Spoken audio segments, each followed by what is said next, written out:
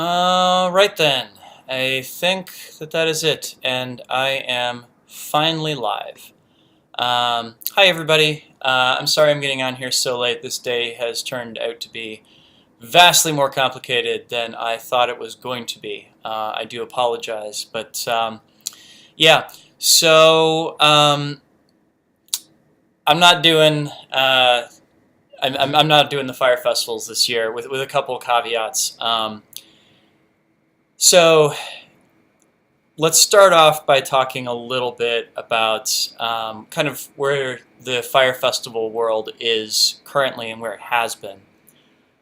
When I first started tracking the Fire Festivals, like posting them to the calendar on my website, I think this would have been like 2014, maybe 2015, and there were 50 of them, both in the United States and abroad, which, unless I'm mistaken, is still an all-time high. And oh, a friend who has a name in Cyrillic just said hello. Hello as well. Thanks for saying hi. And anybody else who wants to say hello, please feel free to drop your comments in the chat right here. I'm going to spend the first few minutes here kind of talking about the Fire Festival circuit and why I'm setting it out this year. So the year after, the number of fire festivals dropped to around 30 or 35. And this year, I can't recall, but I think the number is somewhere in the neighborhood of 20. And, you can argue that this is kind of like the fire festival market kind of correcting that at one point it was oversaturated. 50 festivals is a lot. But at the same time, the attendance numbers that we've seen at the remaining festivals don't appear to have absorbed a lot of the people that were going back when the fire festivals were a much bigger thing. And I think there's a few reasons for that. Number one, I think that the fire festival world and flow arts world in general is just kind of, it has a degree of churn to it. That is, there's a certain number of people that get involved in the flow and fire arts world and are involved for like, a 2 or 3 year span and then go on and move on to do other things. They find other hobbies or they, decide to get serious with another career or what have you. And that's just natural for any scene that happens. Number two is competition with other festival scenes. For example, there's a lot of people that are normally in the flow arts world that have become more integrated into the EDM world, for example. And, if you're paying, $150 to go to an event for the weekend, you want to go to an event that is going to have a bunch of your favorite teachers from Instagram and maybe some workshops, or you're going to spend that $150 on something that's got some of your favorite DJs, and in addition to a few folks that you may know from Instagram and the like. And what we tend to find over time is that more people are getting pulled in by the EDM festivals than by the fire festivals. And again, that's just kind of the changing nature of the demographics of our world. I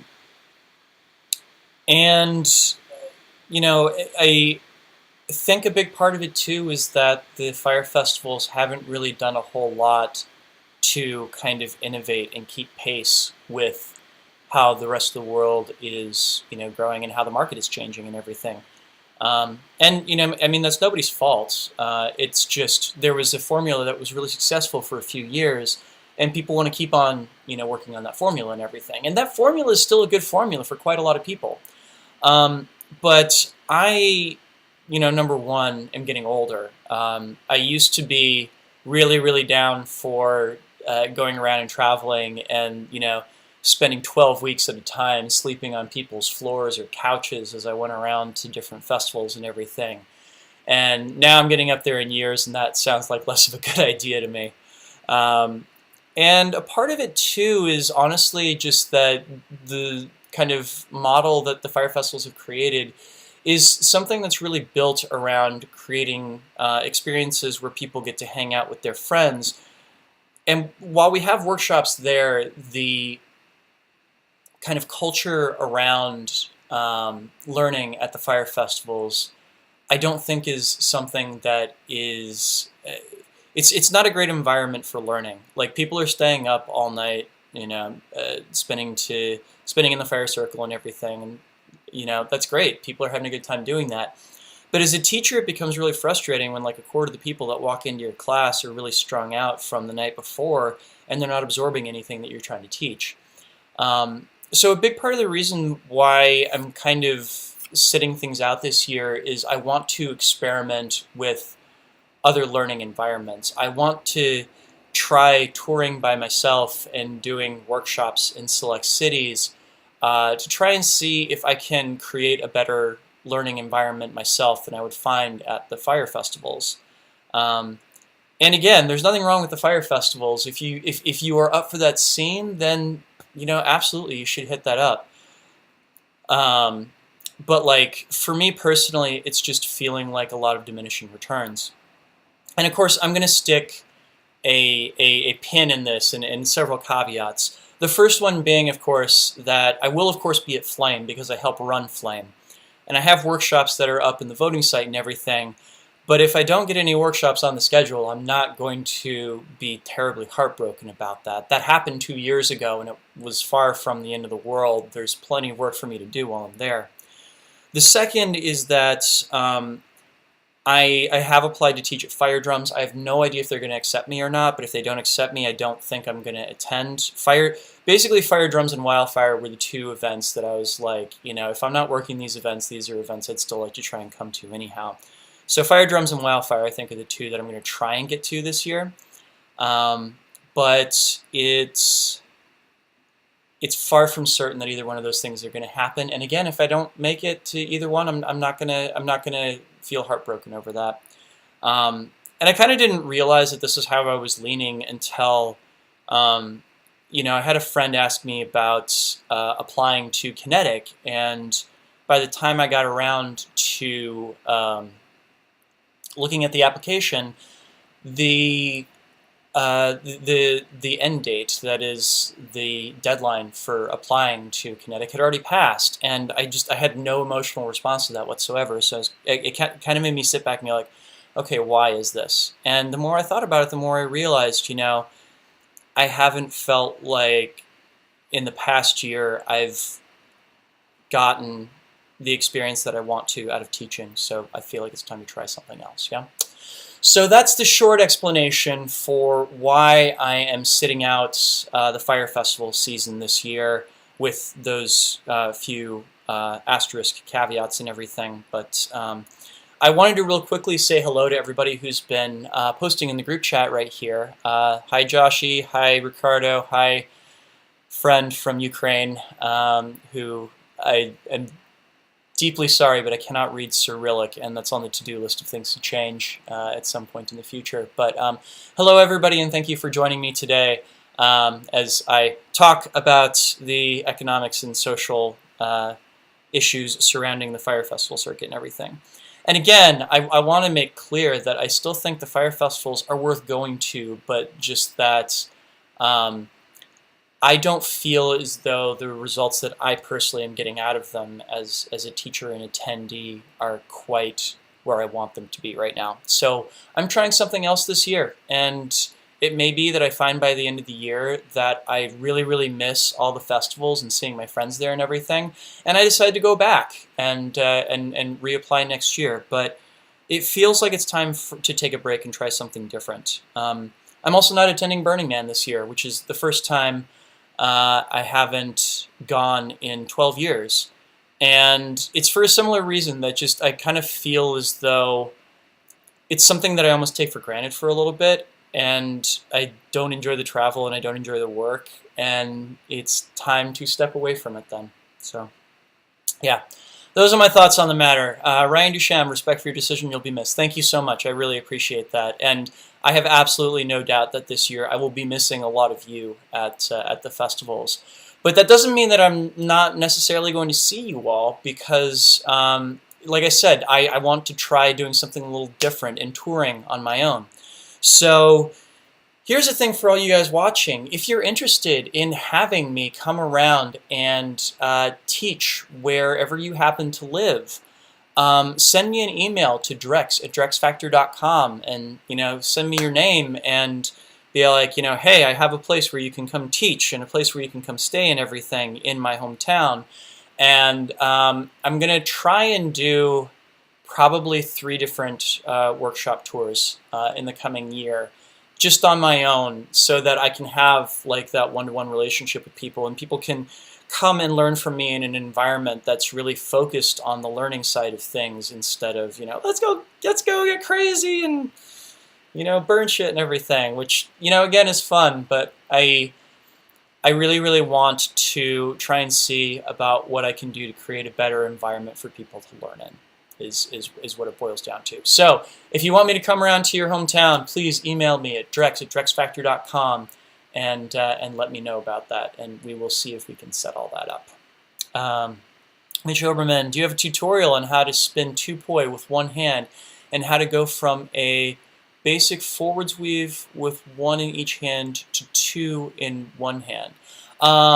You're welcome, Mitch. Yeah, I actually do. Yeah, I've got an entire playlist on YouTube of 2-poi one-hand moves. It's like basics of one-handed poi / meteor spinning. So you can look up those tutorials and they will have that information in them.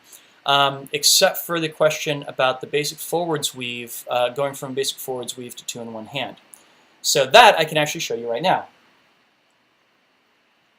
Let me make sure the camera is pointed to the proper place. And right quickly, Hamazrel, hello again from the Czech Republic. Dobrý den, unless it's night there, which I don't think it's night there yet, but if it's night, dobrá noc.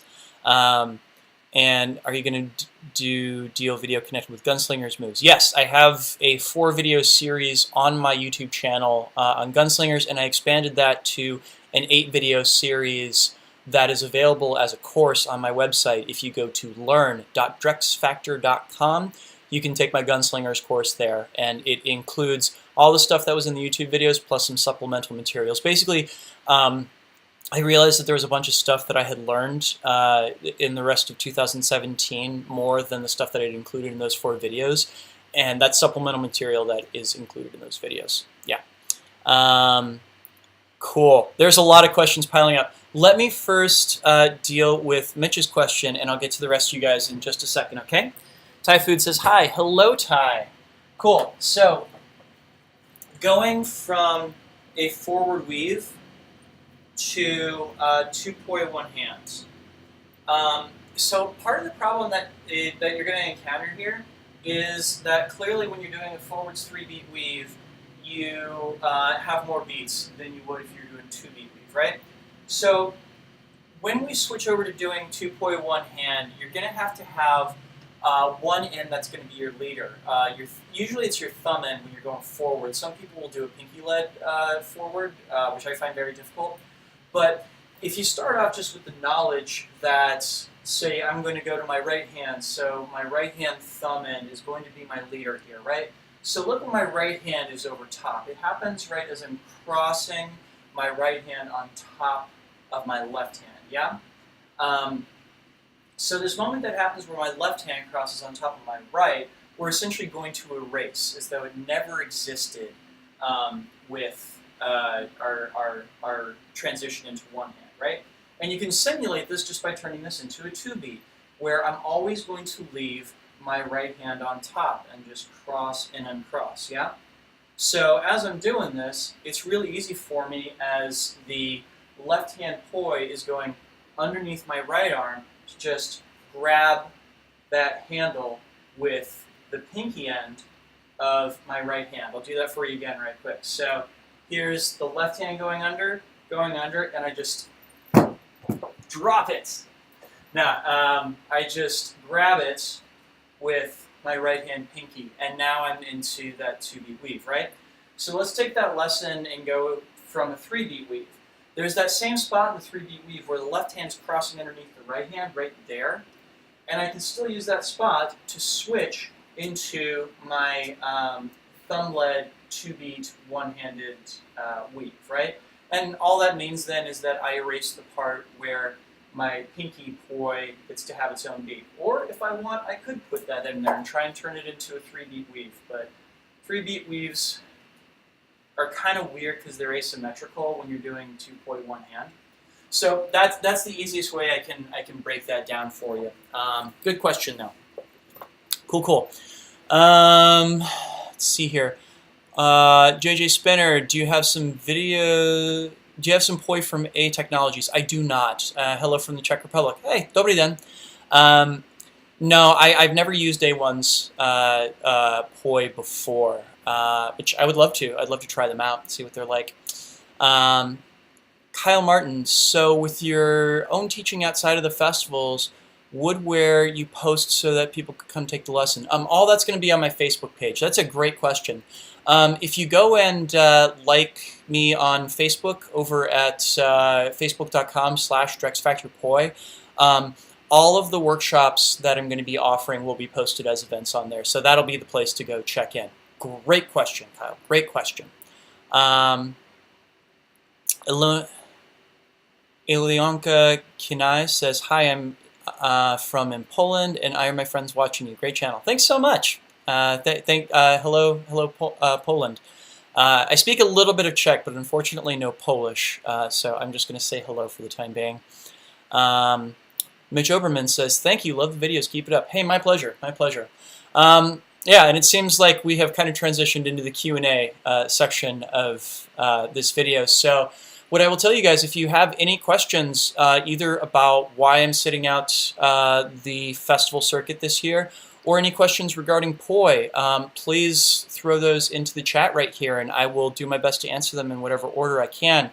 Also, I will say, if you want to support the channel, you can use the super chat function, and if you can tip a couple bucks, it helps the channel out a lot, and it means the world to me. So thank you guys in advance, and send me some more questions. I will be on here longer than I usually am. I've set aside more time than I usually do, so I'm happy to answer whatever questions you guys may have.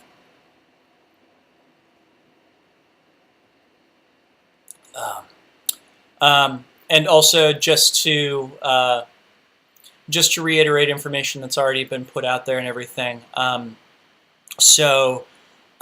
am going to be sitting at the festival circuit this year, but that doesn't mean that I'm not going to be traveling and teaching. I want to go around and do some workshop touring throughout the United States, and maybe outside the United States.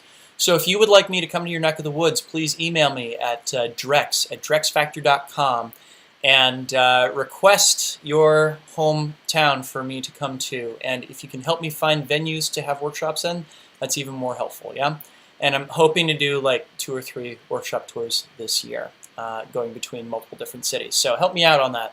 And if you would like to see places that I'm going to be touring through and coming and teaching, you can go like my Facebook page at facebook.com/DrexFactorPoi, and all those events are going to be posted there. So keep your eyes peeled, yeah? Cool. Estrella Ara says, hola Drex, I love your video by Argentina. Hola, ¿cómo está? I just returned from a trip to Mexico and got to work a little bit on my Spanish, which unfortunately is terribly rusty. Pero ojalá que puedo practicar más en este año. Hopefully, right? Hamizrael Cactus, wow, I don't know if I've got that right, says, can you juggle with balls? I can do a standard 3-ball cascade. I can do a complete juggle, so 3 tosses, 3 catches, but that's about it. Juggling has never really been that interesting to me, so it's not something that I've invested a lot of time and energy into, unfortunately. But there are plenty of folks out there that do. So Kyle Martin says, with 2 poi in one hand, how do you start split direction? Do you mean from opposites, or you got to mean from opposites, right? Okay, so here I am with my poi in together opposites, yeah?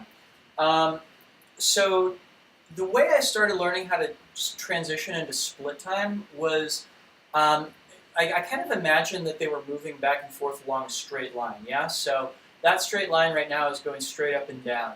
And then I tried switching into a diagonal line. So as you can see, I don't know if that's reading actually, let me. Okay, so as you can see, I'm now moving my hand back and forth on a diagonal line that's going like that, right? And then you try and move it, that's why, it's because I was going the wrong way there. So yeah, diagonal line, and then you try and move that further and further over into a horizontal line. Now, one of the things that I've found in making that switch is that, so when I'm doing together opposite like this, just doing a butterfly, I find that like I kind of twist my wrist in such a way that my palm is pointing towards the ceiling as I'm going up, and my palm is pointing down towards the ground as my hand is coming back down, right? Whereas when I go into a split time feel, my palm is always more or less facing up.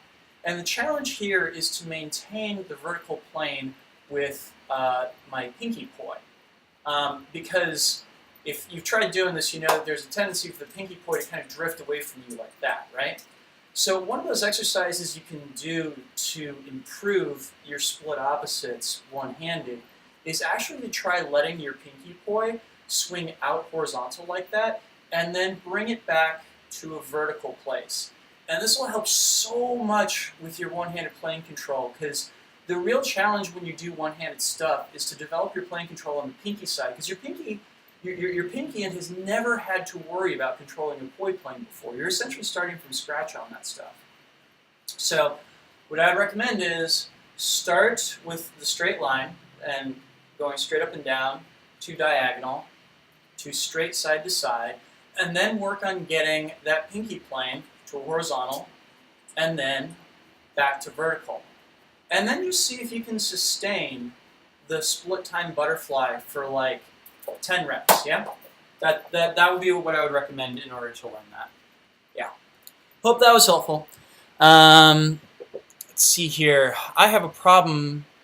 Alayonka says, I have a problem with back weaves. Help. Can you be more specific about where you're running into the problem? Because there's a lot of places where behind the back weaves can go wrong, and it would really help to know what the specific issue you're facing happens to be. Kyle Martin, I was thinking more when doing 3-poi. How do you get into split direction with just one hand? 3-poi. I was having issues with that too, though, so thank you. You're welcome. Okay, 3-poi. So, I'm going to go out on a limb here and say that I think what you're really asking about is, like, say when you're going from a 3-poi weave like this. Whew, it's been a while. Yeah, so when you're going from a 3-poi weave like this to going out into split time like this, am I correct about that?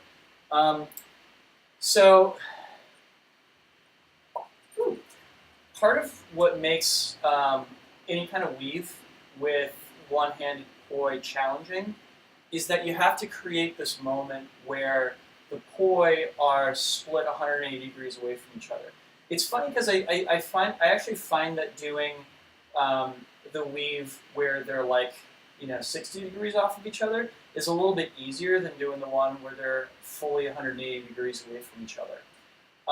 The one where they're 180 degrees away from each other basically requires the thumb and pinky ends to operate more or less independently in a way that doesn't feel natural to us. Like, this actually feels a little bit more natural because it feels a lot like it would if we were just doing a single poi in that hand, right? That is, I don't have to worry so much about my pinky end, just my thumb end. Whereas as soon as I have to worry about that pinky end, then all of a sudden I have to change the articulation of my hand in order to get there, right? I'll come up close so you guys can see this a little better. But it's the difference between essentially like moving your hand back and forth like this versus like this. Like, it requires a lot more mobility in your wrist than it did before. Here are a couple exercises to help you get there. Number one, if you can get a hold of like a broom handle or a staff, practice doing a weave with the staff, but make sure that you've got the staff fully gripped in your hand. Like in a lot of cases, when we do just a standard weave with a staff like that, we just have this kind of pinch grip with, or even like this grip between the thumb and index finger, and that's in theory how you're supposed to move a staff, right? But the problem is that even that places all the emphasis on the thumb end of your hand, right? Whereas if you grip the entire thing, you actually have to work on rolling your wrist around in such a way that you can keep the two ends of the staff pointing away from each other, right? So try this with like a broom handle or try it with a staff. And after you've played with that a little while, try doing it then with the poi in your hand. And really, really think that what you got to do is almost imagine that as that thumb end is leading the way around, your pinky end is almost like stuck in the mud or something like that. It's kind of getting dragged behind it. You're actually working very hard not to let the pinky end follow the thumb end at all. And that's what's going to lead to that degree of separation. If the pinky end is allowed to move with the thumb end, then as you can see, you get back to that place where you've got like the 60-degree separation rather than the 180-degree separation. So think of it as like that you're trying to drag that pinky end through the mud, so to speak, yeah? Cool. Good question, and I hope that answered that question. Let's see here. No more questions have poured in. Alyanka, please give me some specifics as to the problem you're having with behind the back weaves. And Kyle, please let me know if that answered your question too. And to all of you out there who have questions, please keep them coming. And for those who would be so kind, you can support the channel using the Super Chat function. That is that little square with the $sign in it if you happen to be watching this on desktop. And even a couple dollars helps. It helps support the channel. It helps support my work. Kyle Martins follows up saying, "Sorry, I'll get super specific." That's awesome. Please do. I'm trying to get my one hand to go into a butterfly. Oh, without any help from my other hand. Cool. All right, that I can totally help you out with, Kyle. Sweet. All right, so as I'm doing my one-handed weave right here, there's something kind of tricky that I can do as the two ends of the poi are coming around in front of me. And that is that I can kind of, here, I'll show you what this is with one hand first. So as my poi is going back and forth, I can always treat the end of it like it's a pendulum, right? Go like there, and that's an easy way to switch the direction of the poi, right?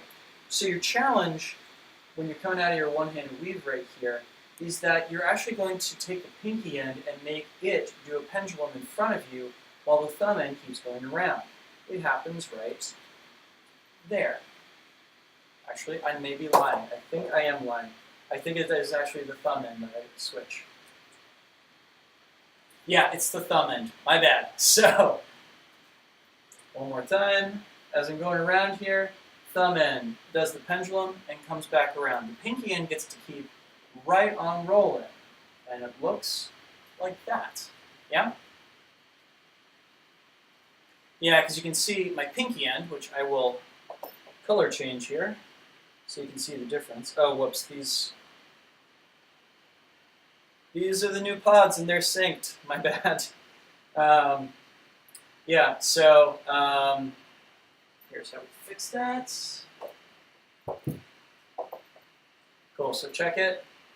Look what the pinky end is doing and look what the thumb end is doing. Pinky end keeps going, thumb end does that pendulum. And you can go right back the other way too, actually. So I usually like going into a reverse weave from here. So as my pinky end is coming up, I'm going to let it go into a pendulum while my thumb end keeps going around. And then I just do a spiral wrap to get back to my forwards weave right here, yeah? So altogether then, that full series of moves is from the forwards, I'm going to pendulum with my thumb end to get into the butterfly, boom, like that. And then I'm going to pendulum with my pinky end and bring my thumb end around in order to get to the reverse weave, and then spiral wrap to get myself home, yeah? I'll do that one more time. So, forwards weave, I do the pendulum with my thumb end into the butterfly. I do the pendulum with my pinky end. I go around to reverse and spiral wrap. Ta-da! Cool. Hopefully that will help out. Hopefully that will help out. Oh, cool. Lots of people asking questions now. Warren Woodruff says, sucks to hear you're not keen on Burning Man anymore. Burning Man's a lot of fun, but I just want to try something different this year. I was hoping to get to my first one in 2019. Kiwi Burn here in New Zealand is so much fun, but so small compared to Burning Man. Burning Man is an amazing experience, and I still love Burning Man dearly. But it takes so much energy and time and money to do, and like I said, I just want to try something different for a change. And I could easily see myself going back in a couple years, but I think that for right now, it's better to take a break and kind of learn to miss it and come back to it later on. Yeah. Let's see here. Jordan Arenas says, so I'm kind of a beginner. Oh, Gyro Sean. Thank you for the wonderful super chat, man. Sean actually started spinning right around the same time that I did and taught me a bunch of tricks back in the day. Why no festivals this year? Just joined the stream, so apologies if you went over this already. Yeah, that was the first 10 minutes. So the TLDR for this, Sean, is that basically I feel like the culture around the festivals has kind of been it's been stagnating a little bit. There hasn't been a lot of innovation. There hasn't been a lot of new ideas that have come into it in a while, and I feel as though it's not creating the learning or teaching environment that I would really like to be a part of right now. So I'm going to try touring on my own, doing my own workshops outside of the festival circuit this year to try and see if I can create the environment that I really want to see. And like I said before, I may discover that it's something that I totally miss the festivals and I want to come back next year, and that may just be how it goes. But for the time being, I want to try something new this year. And it's no judgment on the festivals. I think they're still a great time. I still think that they are an awesome investment. So if the people watching out there want to go to them, there's still going to be plenty of awesome people teaching at the festivals this year, and it is definitely well worth your money. But I want to try something different this time around. So thanks for the question, Sean, and thank you even more for the super chat. Thank you for the $10. Oh, and Kyle, yay! Thank you for the $2, Kyle. Guys, the super chats help the channel out so much. So thank you both to Sean and Kyle for making that happen. Nick Woolsey style, sort of. Yeah, sort of. I don't think I'm going to be doing retreats in Costa Rica anytime soon. I still want to tour through the States and everything, but yeah, you've more or less got the idea. Max Warren says, love the idea to come up to Chicago or Toronto. I'd love to. Email me, drex@drexfactory.com. Send me your suggestions for where you want me to come. I would love to see where y'all are. So I'm going to go back up here in the chat, and we've got Jordan Arena. So I'm kind of a beginner and I'm having trouble with the reverse 3-beat with 2 poi. Could you explain a bit? Yeah, totally. So this is my patented method for teaching anybody how to do a 3-beat weave, either forwards or backwards. And this is a method that I have found is foolproof. So the way you start this out is actually with your arms kind of spread out and everything. And what I want you to do then is go ahead and swirl your 2 hands around so that you've got your right hand crossed underneath your left hand. And then turn your entire body to the left. And then you're going to swirl your arms all the way around to get your left hand under your right hand over. Turn back to the right here, and swirl your hands all around to get your right hand under and your left hand over. Turn back to the left, get that left hand under. Turn back to the right, get the right hand under. Turn back to the left, get the left hand under. Turn back to the right, get your right hand under, yeah? So basically, whichever direction you turn, you're trying to get that hand on bottom, yeah? So keep on practicing that for a little while. And then what I want you to do is I want you to see if the hand that goes underneath, you can keep it turning after you've completed this, yeah? So I'm going to keep my right hand turning right here. And as I turn to the right, or excuse me, the left, I'm going to get the left hand under, and the left hand poi keeps turning. And it'll feel like it turns backwards, right? And then I'm going to bring my right hand under, keep the right hand poi turning. I'm going to bring my left hand under, keep the left hand poi turning. Yeah? So I'm going to try and count down 3 beats on each side as I'm doing this, yeah? So right hand goes under, 1, 2, 3 beats. Left hand goes under, 1, 2, 3 beats. Right hand goes under, 1, 2, 3 beats. Left hand goes under, 1, 2, 3 beats. When that gets to feel comfortable, try doing 2 beats. 1, 2, 1, 2, 1, 2, 1, 2. And when that gets to feel comfortable, go down to a single beat. So I'm going to go under, 1, 1, 1, 1, 1. If you can get down to just 1 beat, hey, guess what? You're doing a reverse weave. Congratulations. The big thing to keep in mind is that you're still trying to turn your upper body back and forth as you're doing this. And over time, as you want to clean it up, make sure that you are kind of keeping your body faced more or less the same way and minimizing the movement in your hands. And that is the best way that I know to teach a reverse weave. So give that a try and let me know how it works for you. Yeah? Let's see here. Mitch Oberman, can you think attaching palm grips to pod poi makes spinning in 2-poi one hand easier? Absolutely it does. Can you show a close-up of how you hold 2-poi in one hand? Yeah, absolutely. So the way I do 2-poi in one hand is I have my thumb and poi kind of between my thumb and index fingers here, and then my pinky and poi goes between my ring finger and my pinky like this. And I usually just kind of grip like this. So you can see the handles are kind of off angle, which occasionally is a problem for me because I'll like accidentally trigger one of my handles when I'm using when I'm using a tight grip. It's not the end of the world though, but I have also seen people use this grip wherein the pinky end is basically just being held down by their fingers against the palm of their hand. I don't like this because I feel like it's a little bit less secure. Tim Goddard has a super weird grip where he actually holds his pinky and poi between his pinky and ring finger, and then his thumb and poi between his index and middle fingers. It works for him though, so yeah, interesting. Cool, cool. Jordan Arena, I have the forwards 3 beat down, fine, I'm struggling with reverse. Cool, let me know if the method that I taught you makes sense for that. Susan Southwick says, Oakland. I'd love to come back to Oakland. Yeah, FlowSpace is a great place to teach. I was just there after Burning Man this past year. Nettle Nexi says, Jordan asked a good question. I have back to front transition problems because I'm strongly left-handed and smack myself a lot. You don't have to be left-handed to smack yourself a lot. I still do that all the time, and I'm a right-handed person.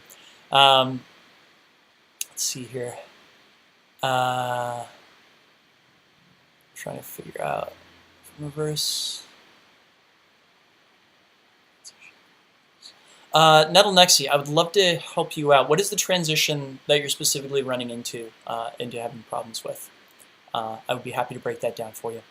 BioShadow X asks, what is your experience with using chains as tethers, especially in regards to wraps and hyperloops? Okay, so here's the ironic thing.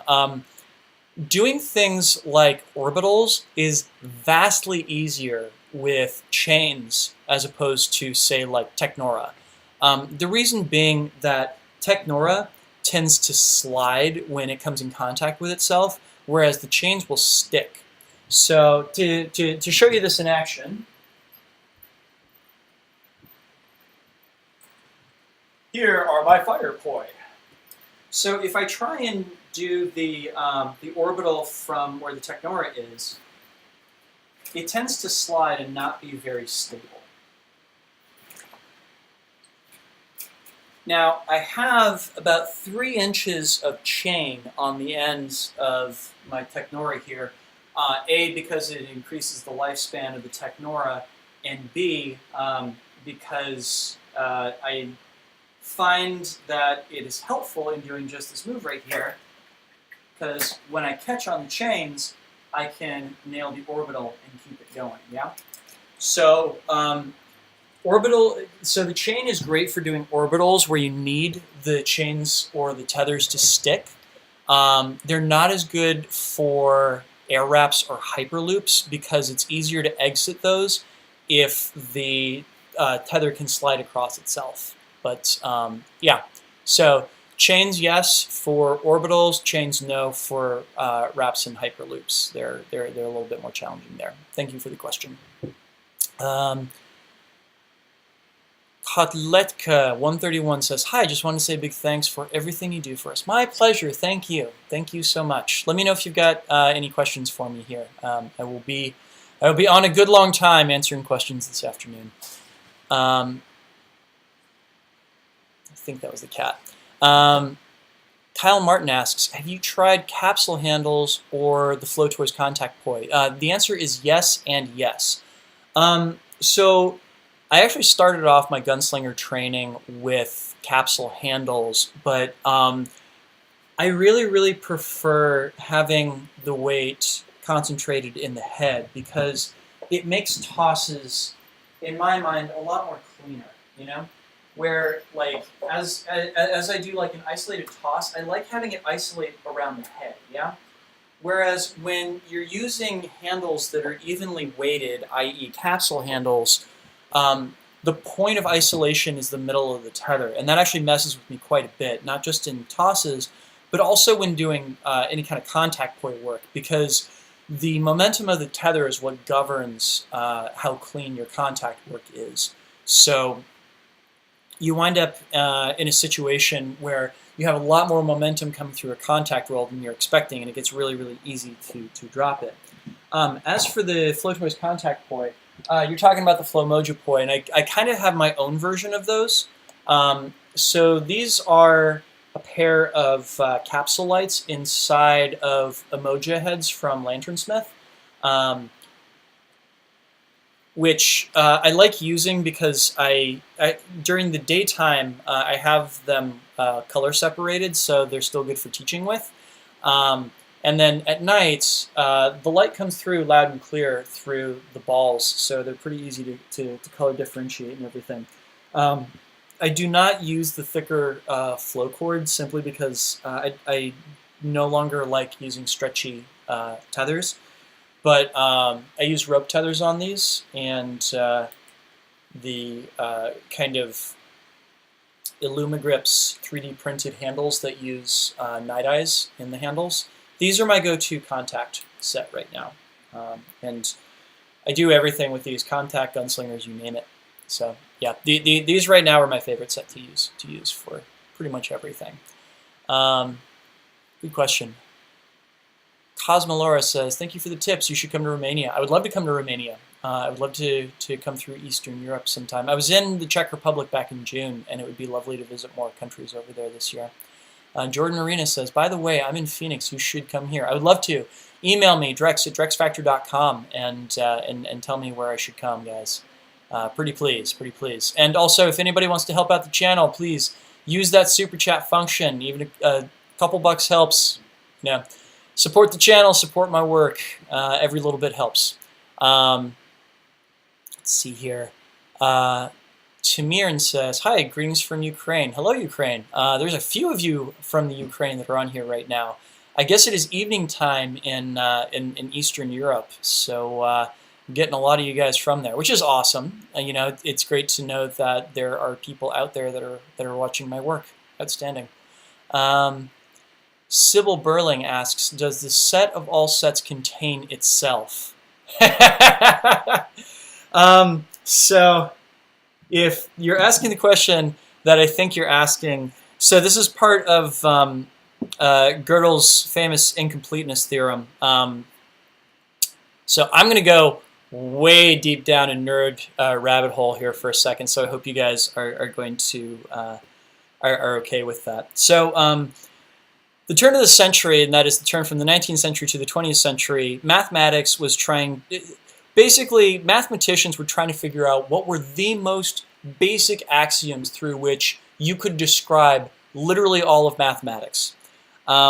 And the reigning theory, as people worked on this, was that the division of mathematics known as set theory was the best way to do this. Set theory is basically self-explanatorily putting things into sets, and most like all basic arithmetic operations work with set theory, and it was considered the most basic type of mathematics because it was actually governing physical objects. You know, if I've got 8 oranges and I add 3 oranges to them, I now have 11 oranges, kind of thing.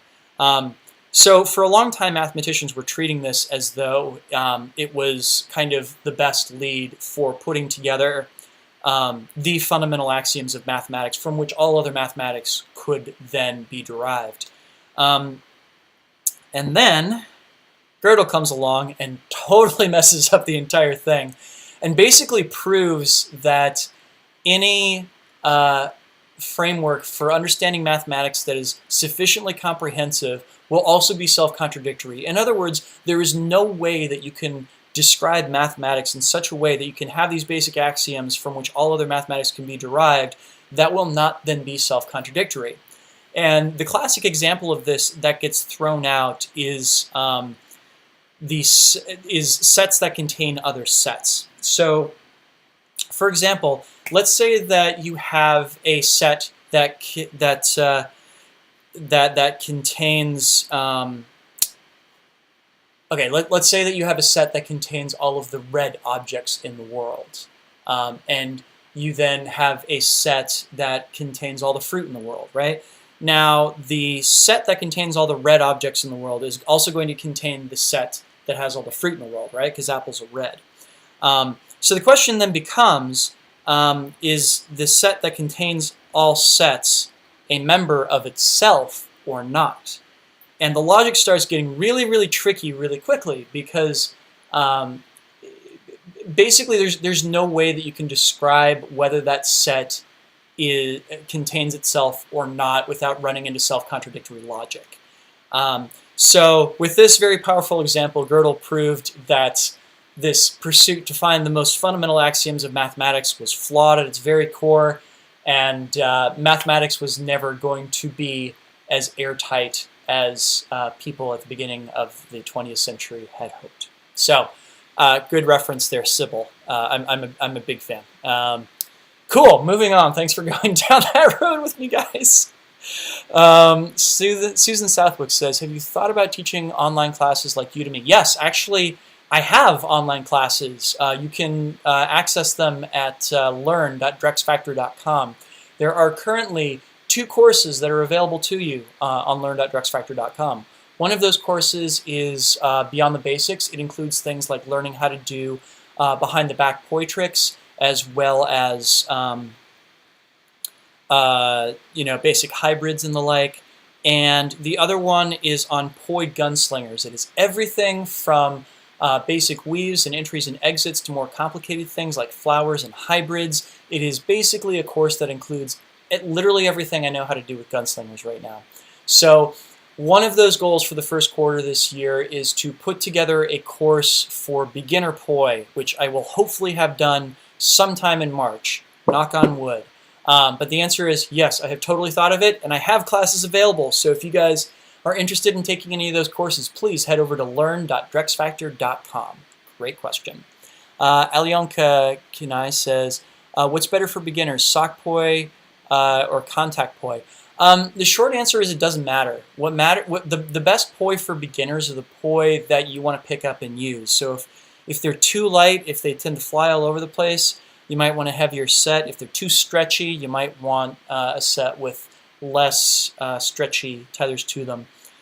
What matters for that first set of poi is they being a set of poi that you're just all like, okay, this is a set of poi I don't mind getting in my first 100 hours of practice on. That's the most important thing of all. So I wouldn't worry so much about like if they're contact poi or sock poi, just so long as they're comfortable and they make you want to pick them up and use them. That's the most important thing. Ronnie Hemmingsen says, greetings from Denmark. Hello. Man, poi are hard. Thanks for teaching. My pleasure. Poi are hard. There's no doubt about that. Yay! Susan Southwick is enrolling now. Thank you so much, Susan. Kyle Martin says, got any more info on those light-up handles you were just showing? Yeah, which ones? So I have two sets of light up handles that I use fairly frequently. One are the Ultra Knobs from UltraPoi, which these are now the version 1.2 versions of these handles, which are kind of interesting because they changed a few things about them. The most important thing that they changed about them, go ahead and pull this out here. Ooh, Herson Vieira, thank you so much for the $5. Hey Drex, wanted to say thanks as well. Your videos really helped me. I'm also interested in why you are not attending Flow Fire festivals. Thank you so much for the super chat. That really helps out. I will give you the answer to that in just one moment. First, I'm going to show people the assembly inside my Ultra Knob right here. And I don't know if it's going to read on camera or not, but they changed something about them, which is that there's a little lip now that's on the edge of this little piece that gets inserted inside of your handle. And the theory is that it is now going to be more difficult to knock them out of the handles. And it is definitely more difficult to pull them out to recharge them, and it is a little bit more difficult to knock them out. It's still possible though. So yeah, let me answer Herson's question right quick. So why I'm not attending the Flow Fire festivals? This is the TLDR version of the first 10 minutes of this of this live stream, which is to say that overall I feel as though the Flow Festival kind of culture and environment hasn't really been innovating a lot lately. It's like the Flow festivals have kind of come into a comfortable little groove where everything feels very much the same. And there's nothing wrong with that because that's very comfortable. But at the same time, I've been feeling for a while as though the Flow festivals don't really have an ideal environment for learning. And so I am sitting out the festivals this year because I want to try something different. And I want to see if I can create the environment that I want to see for teaching and learning myself through workshop tours instead of at the Flow festivals.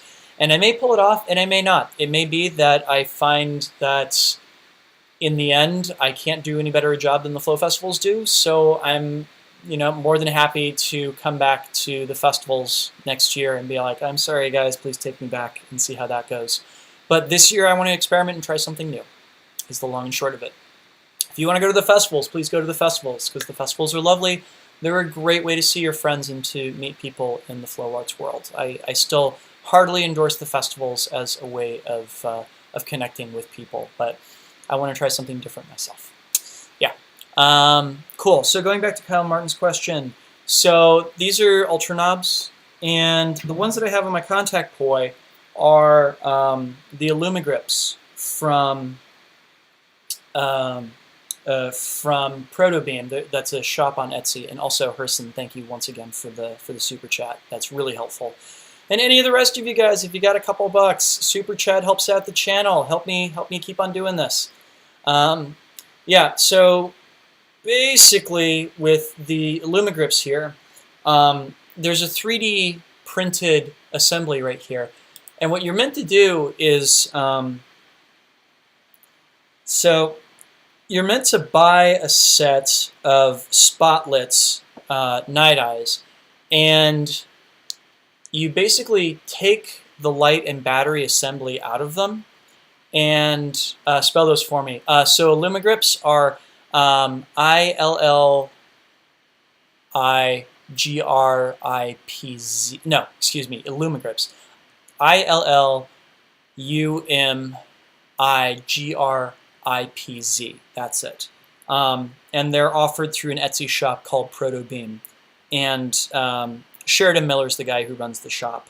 And so basically you take the light assembly out of a set of Spotlits from Night Eyes, and there's a little piece that goes on top of it that comes with the handles here, and you stick the whole assembly inside of this 3D printed kind of little capsule here.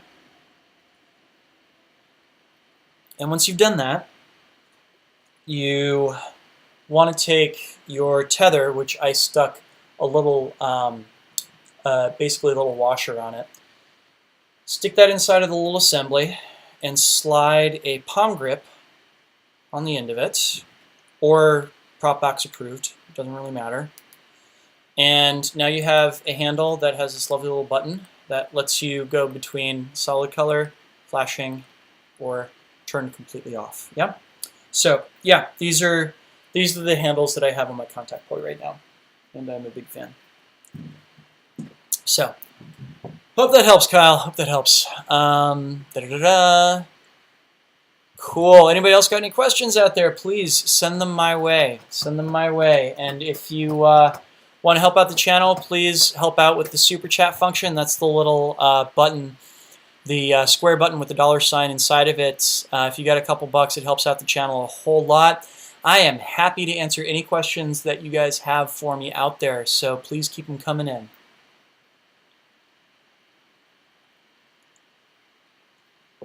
Kyle Martin asks, any preferences between the two? You mean between the Illumigrips and the Ultra Knobs, I assume? Yeah, honestly, I have a slight preference for the Illumigrips right now for two reasons. The first is that I have never been able to knock the lights out of the Illumigrips. The assembly fits so well inside of the palm grips, and I was really worried that that wouldn't happen, that they would fall out very easily, and so far they haven't at all. That's one. Also, number two is that I can get a plain white handle out of it, whereas this is the white mode on the Ultra Knobs. And it's not terrible, but I would really prefer to have a real white rather than this kind of like lavender off-white here. But that's just, it's not the end of the world, and these are what I have on my Firepoi, so clearly I still use them. But that's kind of my preference with where my handles are right now. I'm really keen to see where they go with these when they go to version 2.0, because you know, the version 1.1 that they did earlier in the year fixed some of the issues with the button, and then this fixes some of the issues with them being too easy to pop out, and also there's additional solder joints on the USB port, so that you know, there was a huge problem with the first generation of these in that it was really easy to tear the USB off of the circuit board if you weren't careful. And hopefully the additional solder joints help prevent that this time around. So we shall see. Warren Woodruff asks, can you please do triquetra pointing up versus triquetra pointing down? Sure. Do you have a preference on timing and direction? Because I can do them all. So triquetra pointing up versus triquetra pointing down. I'll do first and split op here, like so. So the right-hand poi, that is the orange poi, is the triquetra pointing down. The blue poi is the triquetra pointing up, like so. Cool. And split time, same direction. Hi. This is Theo by my feet right here. I don't know if Theo is visible right there. So split time, same direction. Same story. The orange one is triquetra pointing down. The blue one is triquetra pointing up. And the way I'm just thinking of these is I do pedal down, up, and then slide them past each other. Pedal down, up, slide past. Whoop.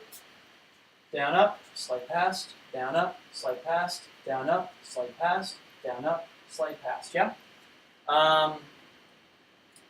Together opposites is going to be fun. All right, that's going to be interesting. Oh, yeah, so I just do that from split time opposites.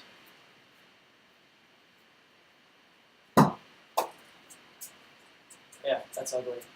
Anyway, the split time same direction and the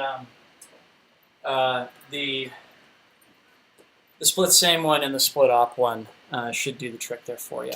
So, yeah, let me know Let me know if you'd like to see any other demonstrations of that sort of thing while I charge up my other pod here, which sadly appears to be out of batteries. Give me just 1 second.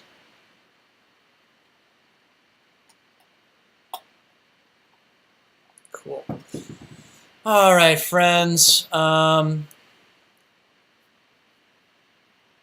William Fulford says, I'm having trouble learning triquetra versus pendulum. I have triquetra down with both hands, but I'm having trouble syncing up the pendulum to the triquetra. Any tips? Yes. So triquetra versus pendulum is actually a very, very cruel joke that we play on people who are learning poi here. So the biggest thing you need to know is that your triquetra in triquetra versus pendulum is not actually a triquetra. It is a cap. So a triquetra feels like this, where we're basically just ripping through the 3 pedals and everything, right? If you want to do it as a triquetra versus pendulum, you have to think of it as being the bottom end of a box mode 4-pedal anti-spin that you have cut the top off of and replaced with something that feels a lot like cat eye. It's really what we would call a linear isolation, where the poi just goes straight up and down a vertical line, yeah? Can you see that? Where it's essentially going straight up my nose and straight down my nose, yeah? The reason that we want this to happen is because there's a point on either side of your body where the poi is horizontal with your hand, yeah? Now, what you want to do is take that pendulum and try and get that horizontal moment and pop the poi that is doing the quote-unquote triquetra up that center line and drag the other poi underneath it, yeah? You want to feel as though the top half of this is the 2 poi moving in split time same direction. The biggest thing that's going to mess you up about this is that it feels like that top pedal is just like moving through molasses. It's so slow, it is so deliberate. It's basically just a float up and a float down. You want to keep it slow and you want to try and see if you can keep it on that center line, yeah? So, yeah, you're not wrong that there's a challenge there. It's really deceptive and I think kind of annoying, but it's also one of my favorite moves. So, yeah, good question. Keep those questions rolling in, by the way, guys. Let's see here. Herson Vieira says, I hope that what you want to do goes extremely well for you. Me too. You are a great teacher, and it's really fun learning from you and your videos. Thank you so much, Herson. I really appreciate that. Warren Woodruff says, cheers. Woo! Excellent. So I guess that's what you wanted to see. Perfect. Cool. Guys, keep those questions rolling in, pretty please. And also, again, if you want me to come teach in your neck of the woods, please let me know by emailing me at drex@drexfactor.com. And I will be able to figure out then where are the people that want me to come teach them face to face, and that'll help me be able to schedule and figure out where I want to go on my workshop tours this year. So yeah, let me know. Let me know. Keep them questions coming, my friends. Keep them questions coming.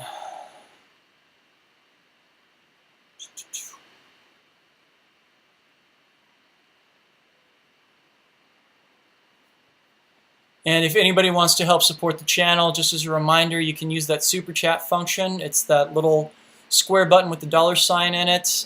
Thank you so much to Herson Vieira, who's the last person to tip the channel in super chat. It helps out the channel so much. Help me continue to be able to do this, because the little amount that you guys are able to give makes a huge difference in me being able to continue doing this. Yeah.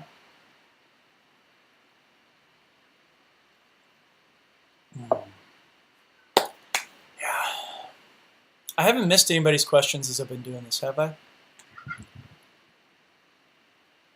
Doesn't look like it. Cool. Yeah, keep them coming, guys. Keep them coming. Whatever you want to know.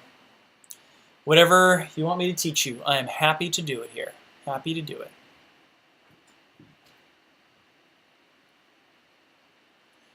William Fulford says, are visual poi worth the money? Do they help you find work?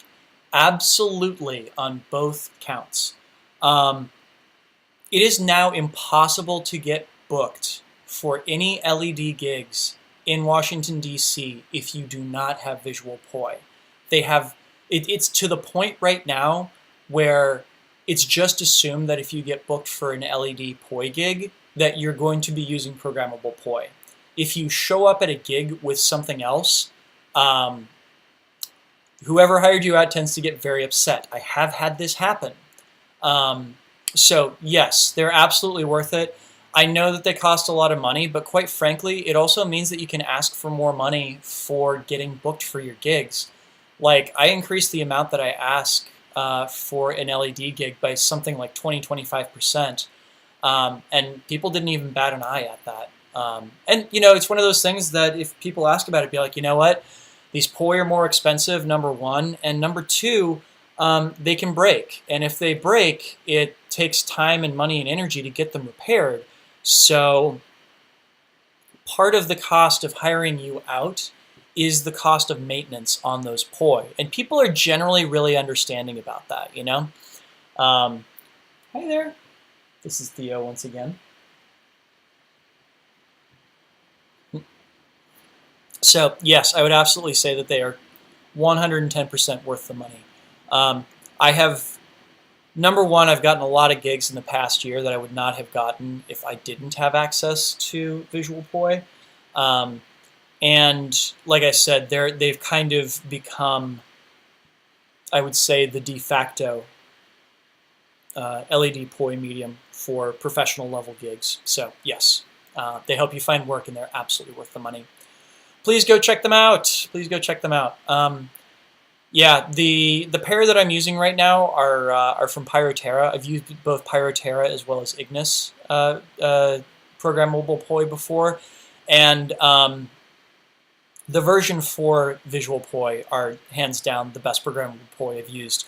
Number one, you can program them on a Mac, which is a huge deal to me because I basically had to install a virtual box on my laptop in order to be able to program the Ignis Poi because they only have a PC-based loader. And the other problem, of course, is that it can sometimes be a thing where when you turn the Poi on, you can hit the button at the wrong time and totally mess up your program. I've had that happen during gigs. It's really embarrassing. And the remote control that you can get for Visual Poi now completely solves this problem. It basically, so the remote has this incredible feature to it where it beams out to the Poi not just what program it should be running, but also the timestamp of the program. And it does this like every half a second or something like that. So if the Poi misses the original signal, it will catch the next signal and it will automatically get synced up to the right place in the program, which is just incredible to me. And it takes a lot of the guesswork out of starting up your programs. So yeah, Visual Poi version 4. Awesome, awesome, awesome. Gyro Sean asks, do Visual Poi allow you to do logos and stuff? Hashtag corporate gig money. Yes! 9 times out of 10, when I get hired to do a gig with Visual Poi, it is because that company wants me to stick their logo in the Poi. Because companies really, really, really like seeing that sort of thing. So, if you want that hashtag corporate gig money, yes, invest in a set of programmable Poi. You will not regret it. You will definitely not regret it. Yeah, great question, Sean. Great question. Cool. Keep them coming, guys. Gonna do my best not to let my throat dry out here.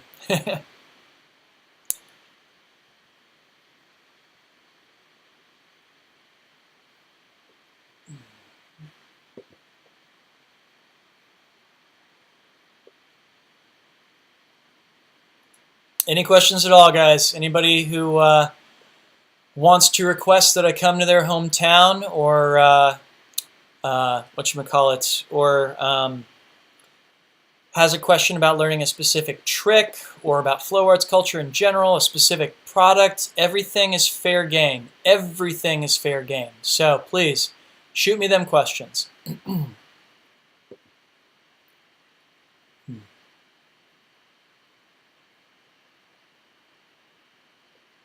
And of course, if you are so inclined, help out the channel.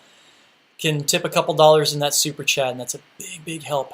Kyle Martin asks, what are some good entry moves for contact poi? As in beginner level contact poi, or Gyroshan says, come to my hometown. That is actually in the works. That's in the works. Keep an eye out at my Facebook page, facebook.com/DrexFactorPoi. I will be announcing events and workshops on there. Entry moves for contact poi. So I'm going to guess that you're meaning beginner contact poi moves. So here are my favorites. These are the ones that I think are best to start with. So number one, I would start with just the basic kind of inner arm roll, where you're holding the poi in the palm of your hand and you're rotating the poi backwards. Really important point on this one is, see how I'm facing straight towards you guys, but the plane is kind of off? Like you can still see it as like an ellipse rather than it would be just a straight line if it were just straight down my arm. That is deliberate because having the tether going at a slight angle means that the ball is going to roll to the outside of your arm because it's following the momentum of the tether, yeah? So from here, from here with the plane slightly off, I let go of the poi and it rolls straight off the edge of my arm and I can catch it by the tether, yeah? Awesome. Number two, learn the basic back forearm roll. That roll right there.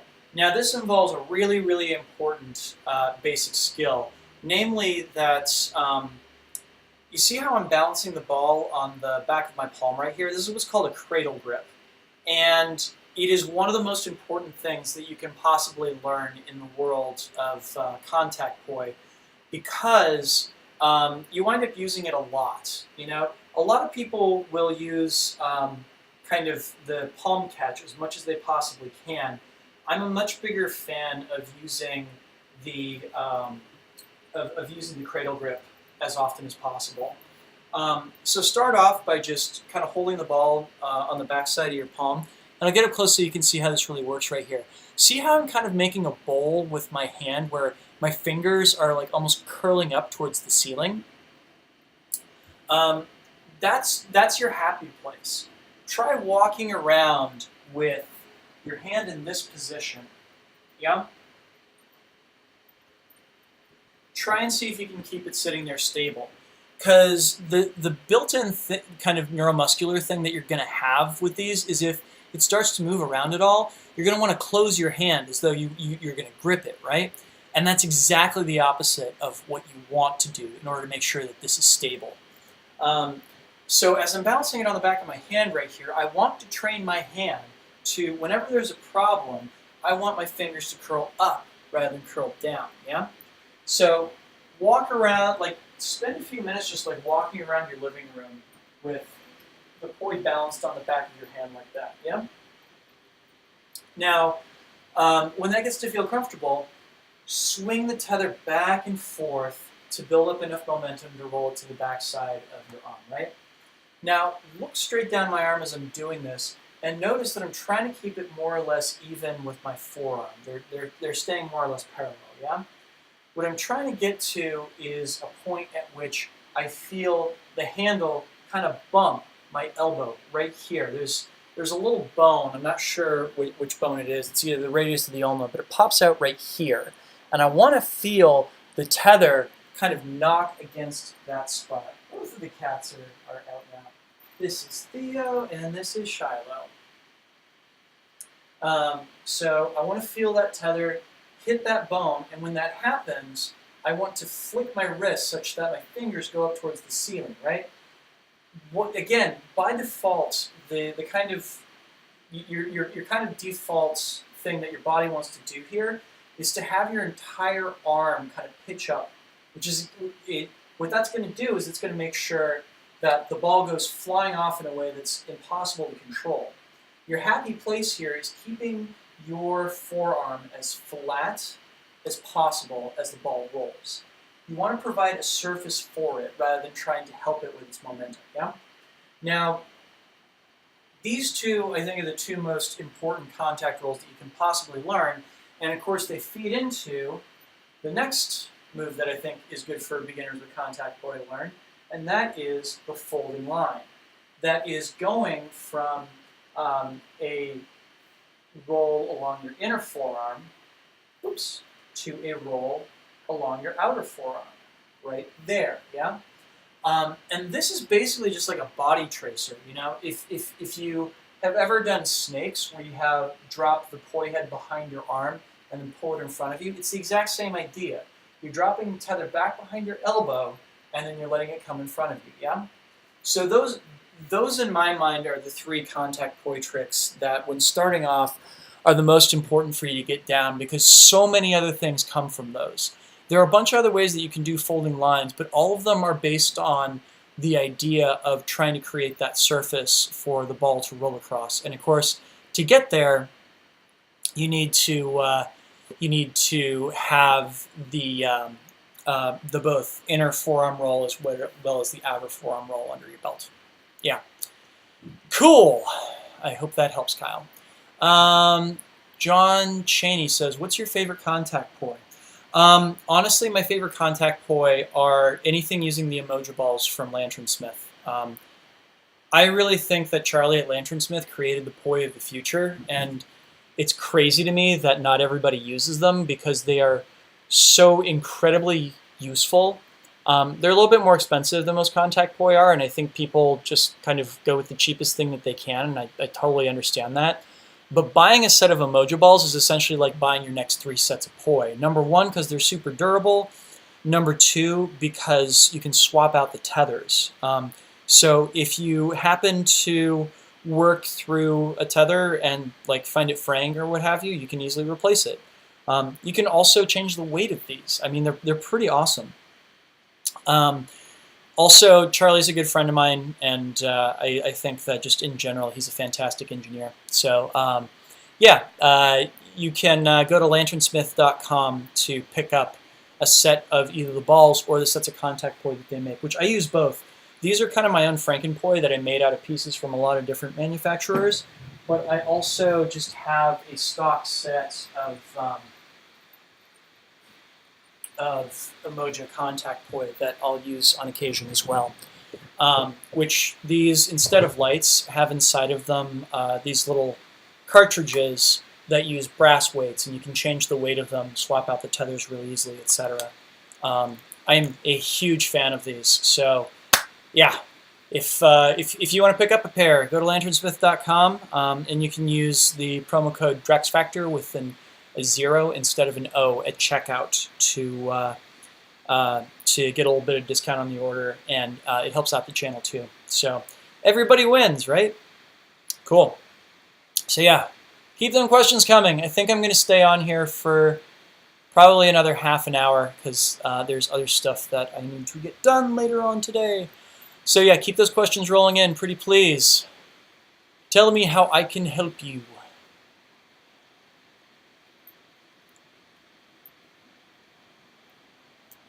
Oh, and Kyle Martin specified yes, beginner. Cool.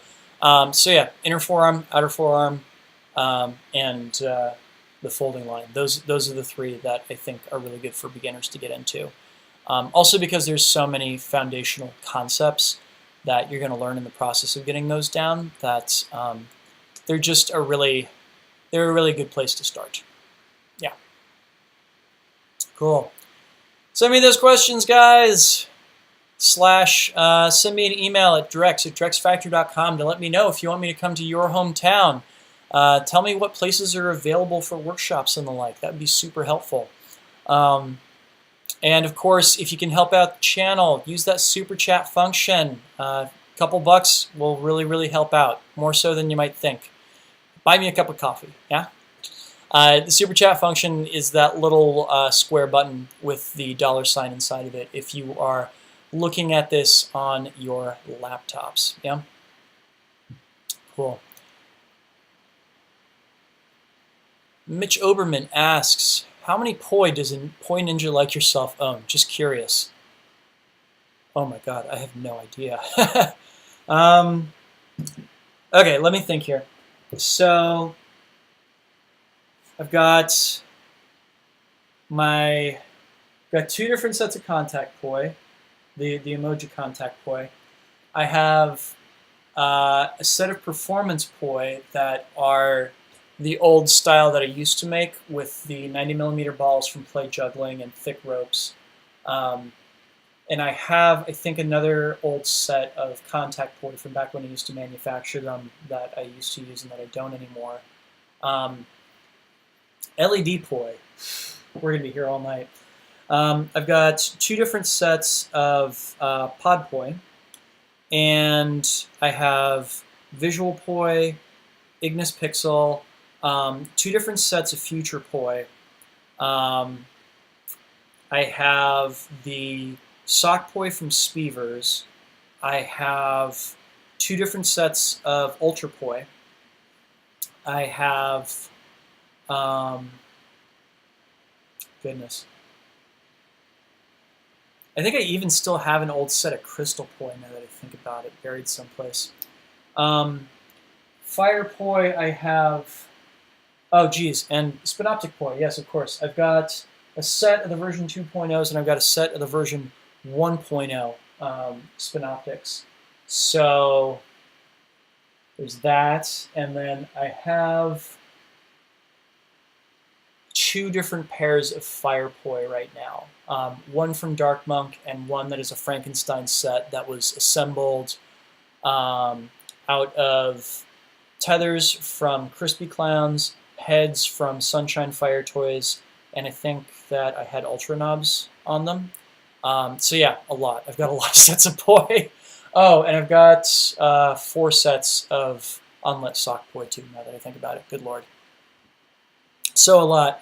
The biggest problem there, of course, is that as I travel, I sometimes get into a place where I'm like, I can't decide what sets of poi I want to have on me, so I just travel with all of the poi and fill up my bag that way, which is not always a good thing.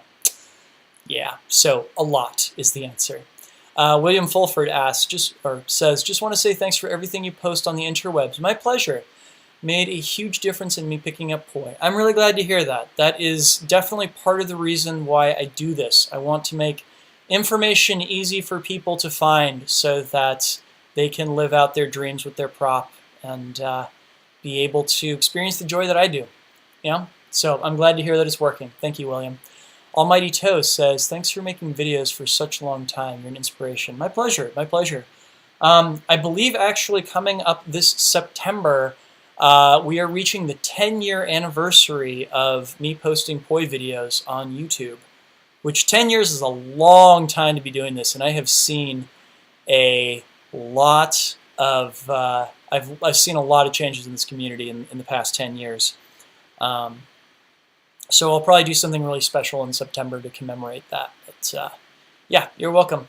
My pleasure. Billy Levin says, hi, I just started spinning about 4 months ago in college. Awesome. I've learned so much from your videos. The people in our Flow Arts Club have said they're impressed with me, and it's because of you. Oh, well, it's not because of me. It's because of you. I can put the videos out there, but I can't practice for you. So you're the one that's putting in the work there. Credit where credit's due. They're impressed because of the work that you're doing. So keep it up, yeah? Crystal Mystic 11 says, why do you have an inverted pentagram hanging in your living room? It's a lamp that my girlfriend bought a while back. And I actually don't think it's a pentagram because the lines aren't solid. It's hollow on the inside. But I still think it's really pretty. I can do a pentagram with poi, but I don't think that is actually a pentagram. Actually, this is kind of a cool thing with poi that I'll show you guys right quick. So there's 2 different methods for doing pentagrams with poi. One is to do an anti-spin pentagram, and you think of that as being essentially made up of 5 different lines. If I start at my head here, while I'm turning the poi clockwise, my next move is to go down to my left foot, then far to my right, then far to my left, then my right foot, and back up to my head. So it's left foot, right foot, up, left foot, right foot, up, yeah? And you do that as the poi is turning clockwise, so it looks like this. And it's actually really interesting because this is a move that if you look very carefully at my hand completes 2 circles for every 1 pentagram that I finish. It is a 1.5 beat anti-spin, yeah? Which makes for really interesting things like, say, I can actually perform that against against like a static spin, right? So up, left, right, left, up, down. And I'll wind up doing a hybrid where the anti-spin is completed over the course of 2 static spins, yeah? Pretty cool, at least I think so. Yeah, the other method for doing a pentagram with poi is the plane bending method. And if you have a friend who can do photography where they capture trails, this looks awesome. And essentially it's the same idea, but you keep the poi turning in a plane that's either buzzsaw plane or horizontal plane. It actually looks like you're switching back and forth between like trying to do a corkscrew and just doing a vertical weave, right? So again, you're looking to go up, left foot, right, left, and then down to your right foot before you go back up, right? What's crazy about this is because there's an odd number of points to it, the poi switches the direction it's turning every time you go through it. So if I show you this from the side, and I go up, down, side, down, notice how it's turning reverse now instead of forwards? If I do it again and go down, right, left, down, up, it's back to going forwards, right? So as you're ripping through this move, it switches the direction of the poi every time, which I think is pretty rad, personally. I don't think it's as fun to look at when you're just doing it without the trails photography, but it's still a cool thing to know. This would be a toroid pentagram, so yeah. Hope you guys enjoyed that. Billy Lavin asked, it's gotten to the point that I'm trying to use more props. I've been using the rope dart, and it is as much fun for me as poi. Cool. I used to do a lot of rope dart myself way back in the day. I haven't picked up a rope dart now in probably 8, maybe 9 years. But yeah, I used to love doing rope dart too. If you're not already familiar with him, Frank Hatzis at Rope Dart Academy, awesome teacher. You should check out his stuff. Yeah? Cool. So I'm going to call this thing at 4 o'clock my time, which is going to be in another 20 minutes. So you guys have 20 minutes to get in any last questions, requests, etc. for me. So put them out there, pretty please. Questions, comments,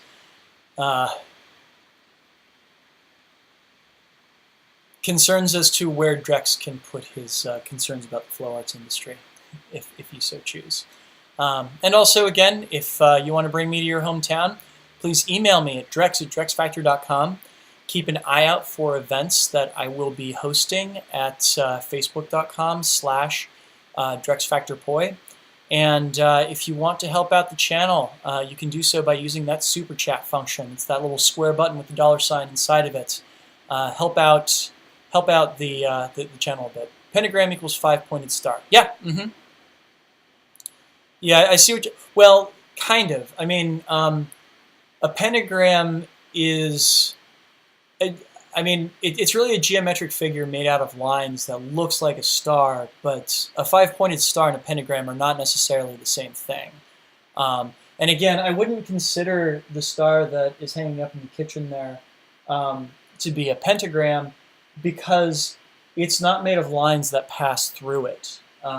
It's hollow on the inside, so you know each of those points is kind of its own separate entity. But yeah, it definitely looks like a pentagram for sure. Yeah, so keep them coming, guys. Keep those questions coming. Anything you want to learn how to do, anything you want my take on, any reviews you want, etc. Almighty Toe, I'm struggling with some motivation since I start a lot of things but soon forget to continue. What motivated you in the beginning of Flow Arts? That's a great question. So this is a really, really funny story, actually. So a few months into learning how to spin poi, a guy recommended a book to me called Mastery. It's by a guy by the name of George Leonard. And in it, he basically details what he believes are the traits that people who master particular skills tend to have. And in it, he talks about the different ways that people learn skills. And he has like different names for them and everything. Like, I'm going to mess up which name is attached to which learning curve. But basically, there's something that I think he calls the hacker, wherein people get into a new hobby and they're really, really, really excited at first. They buy all the right equipment and they're really excited to go to classes and everything. And then, they have a burst of kind of progress with it. And then they really quickly run up against a plateau.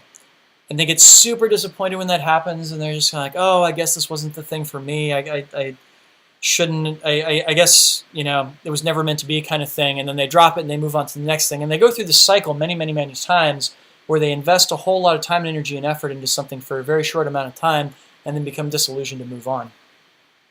And then there's one that he calls the dabbler, which is, a person who basically comes into a new hobby and,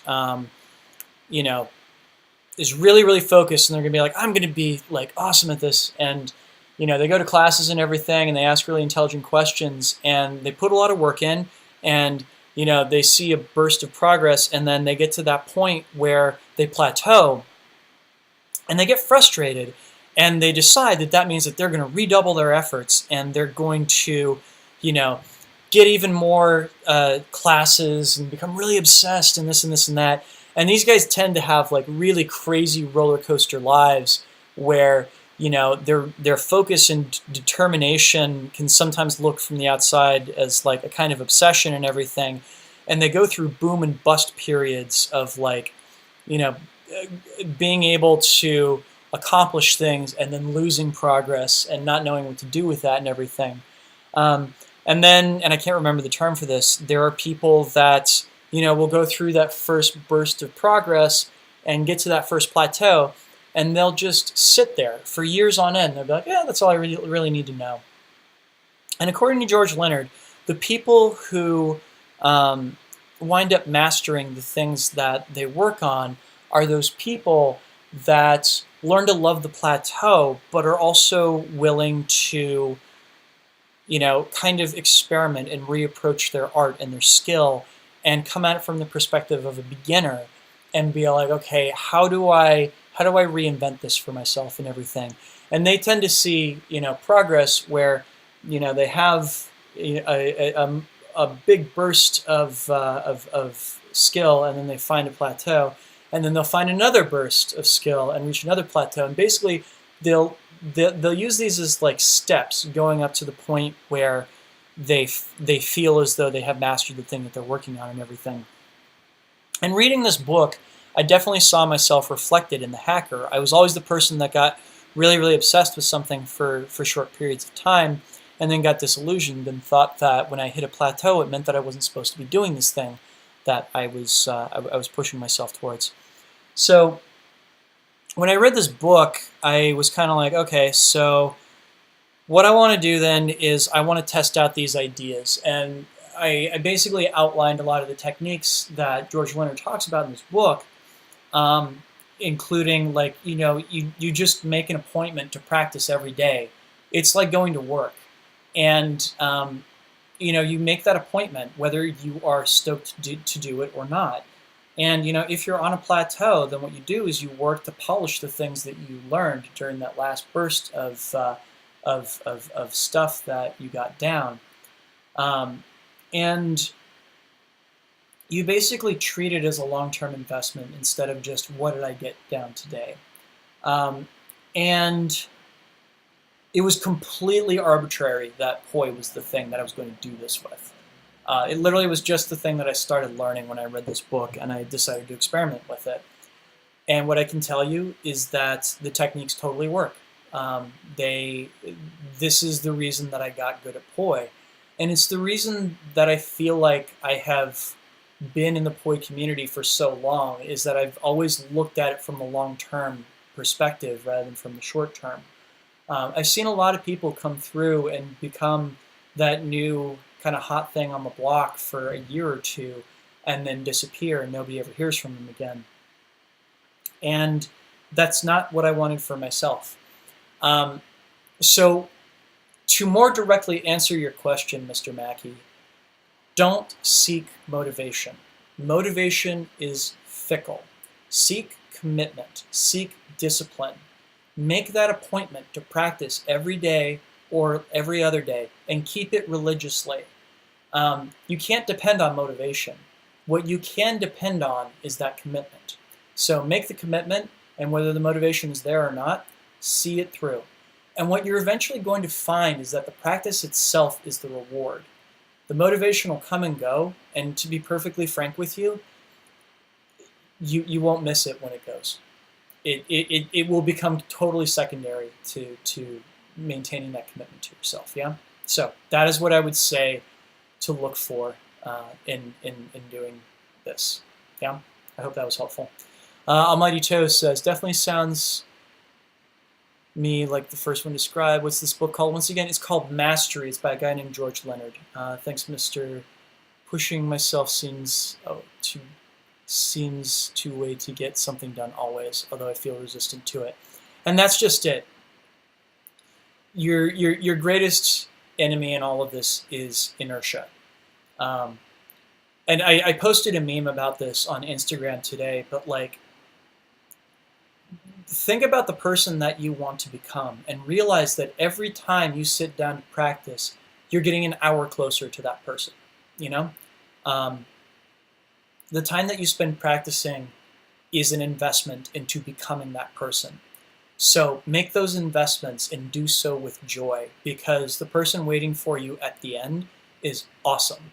And, you know, I hope you can't wait to meet them, because, you know, I certainly can't either. Yeah, that would be what I would say about motivation. Give up on motivation because it's fickle. Don't worry about it. Make the commitment instead. Yeah. Mitch Opperman says, #deep. Thank you. Leslie White says, yep, I hit a little plateau and my thinking is for me to go back to the things I know how to do and perfect them to a T. Outstanding.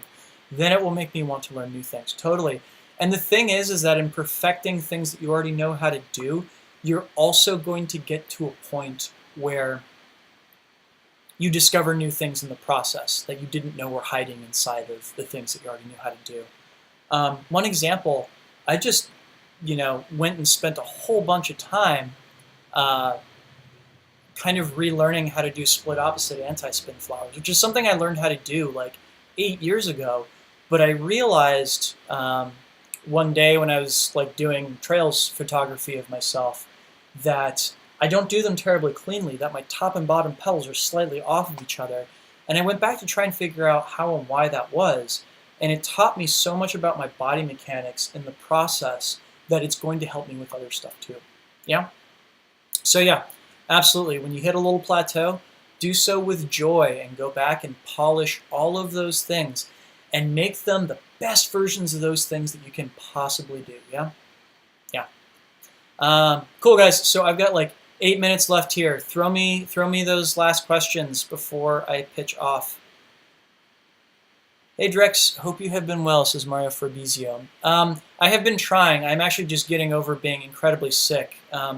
My partner and I went to Mexico for several days at the beginning of the month, and I came back with a horrible stomach bug. And it took a few days to talk me into going to the doctor to get on antibiotics, which antibiotics are amazing. But yes, I'm finally getting better now. Thank you. Cool. Yeah, and again, guys, if you want to bring me to your hometown, please email me at drexfactor.com. Let me know where I should come to. And also help me out with the super chat. If you got a couple bucks in a couple minutes, that's the little button with the $ inside of it. It helps support the channel. Yeah, and also I was asked before about courses that I have. I have courses now available at learn.drexfactor.com. I have Beyond the Basics, which teaches behind the back stuff as well as hybrids and the like. And I also have an 8-part course on gunslingers. So go check those out at learn.drexfactor.com. And Pope John says, hey Drex, thanks a ton for the tutorials and inspiration. I've been spinning poi for just over a year now and have barely strayed off of your channel in the process. Awesome. I hope I have enough resources to keep that going for quite some time. Mario Fabrizio says, I also have not been attending any festival, but I miss you, brother. Yeah, and you know, I might discover in the course of doing this that I really miss the festivals too. We'll have to see how it goes. Lesia White says, loved your Cranberries tribute performance. Thank you so much, Lesia. Yeah, I am unbelievably proud of how that turned out. And it was very, very much a spur of the moment kind of thing. I usually shoot a video on Martin Luther King Day every year. And then the idea came into my head to do a Cranberries tribute. And ironically enough, the idea of what that video was going to be, with like it being in black and white and only the poi being in color, occurred to me a few minutes after I'd left the house. And I kind of realized that those sock poi were going to be better for it than the poi that I had on me. So I actually had to turn around and come back to the house and grab my sock poi before I went back out again to be able to record that video. So I'm glad that you enjoyed it. Artistically, that is like one of the few things that I can truthfully say that I've produced that is like within 10% of what I wanted to see in my head. So I'm really pleased with it, and I'm glad that you appreciated it too. Leia CTZ says, yes, it was awesome. Thank you. Mr. Mackey says, do you have any tricks/techniques that you've discovered during a mess up of a different trick? Yeah, all the time. Trying to think of one example off the top of my head. There have been some things with gunslinger entries that I've found by screwing up other gunslinger tricks. That's the easiest example I can think of off the top of my head. Almighty Toe says, damn, thank you so much. I've always been hunting for motivation and excitement. Now I'll rethink my approach to things. Poi art as well. Thank you. Lots of love. Have a nice day. Thanks so much, Almighty Toe. Yeah, I hope that helps you out, man. Because, you know, there's a lot of days when I sit down to practice or create videos that I'm not motivated to do it at all. But, you know, I now, through training poi, have the techniques to be able to push through that lack of motivation and just make it happen. And it makes me very happy to do so. And sometimes working through that, I will find at the end of it like a kind of satisfaction that like goes beyond the motivation, which is fantastic. Pope John says, do you have a preference for tethers if you don't have fancy ones made specifically for poi? My preference for tethers right now with fire poi is Technora. My preference for contact poi tethers right now is Smithy rope. It is the braided rope that is produced by Lanternsmith. You can buy it actually on the Lanternsmith website. You can get it in small amounts or big amounts. And what I like about it is that it doesn't pill as it ages. That is, over time, most rope starts to kind of swell up and fray, and it shortens over time. And the Lanternsmith rope doesn't. I've had these ropes now for over a year, and they're exactly the same length as when I first got them. So yeah, totally all about these. Leslie White says, so full of passion. Thank you. And I was trying to do a basic butterfly, and it was a mess, and somehow I rolled the right poi over my arm and made it look like I did it on purpose. That's awesome. Yeah, I love it when... so, if you like the Cranberries video, here's a great moment of making the most out of a mistake. There's a point near the end of it where I get the poi tangled, and I wrap them around behind my neck and make like I'm going to walk off camera and then pull them out and do a little cap with them and everything. And that was definitely not a moment that I intended to do. When I got the tangle, I decided to just play it off as though it was something I had intended to do, which was the, wrapping it around the back of my neck and then walking off with it and everything. I did not actually know I'd be able to pull them out from behind my neck. I was just hoping, and it worked out beautifully, and that was the take I wound up using. So yeah, there's a lot to be said for turning mistakes into moments that look like they were always meant to be. So be on the lookout for those for sure. Yeah, cool. So I'm down to my last 2 minutes here, so I'm going to start my sign-off with you guys. Thank you so much for tuning in today. Thank you so much for all your awesome questions, and thank you especially to everybody who contributed with the Super Chats today. It is a huge help to the channel. If you want to support the work that I do, you can either throw a Super Chat on right quick while I'm talking, or you can go to Patreon, patreon.com/DrexFactorPoi. And you can sign up for as little as $1 a month to support the work that I do. You get access to all kinds of cool behind-the-scenes stuff, including, actually, I just posted last week, actually 2 days ago now that I think about it, a video on how I was able to get that effect on the Cranberries video where only the poi are in color, which was a really fun experiment because I came up with 2 different methods for just isolating that one color, and it would only work with one color at a time. I could only get one poi or the other, and I couldn't figure out how to get both with any one of those methods. And then it finally occurred to me that I could composite the 2 methods together, and that was what I needed in order to get just those 2 poi, their colors, and the rest of the video in black and white. I'm so proud of being able to figure out how to do that. So you get access to things like that there, as well as you get early access to all my videos. You get them a day before the rest of the world, and I put little polls out there every once in a while to help me figure out what to make next, so you get to have a voice in what shows up next on my channel. And I want to thank the friends of the channel, the wonderful flow arts companies that have sponsored my channel and my videos. They are Amazing Lights, Flow Toys, Spinballs, Ultra Poi, and Dark Monk. Thank you one and all to those companies for supporting the channel, and thank you guys for tuning in. And yeah, I hope I get to see all of you guys out there in this coming year. And again, email me at drex@drexfactor.com. Let me know what cities I should travel to. Thank you so much for watching, and peace out, guys. Have a good one.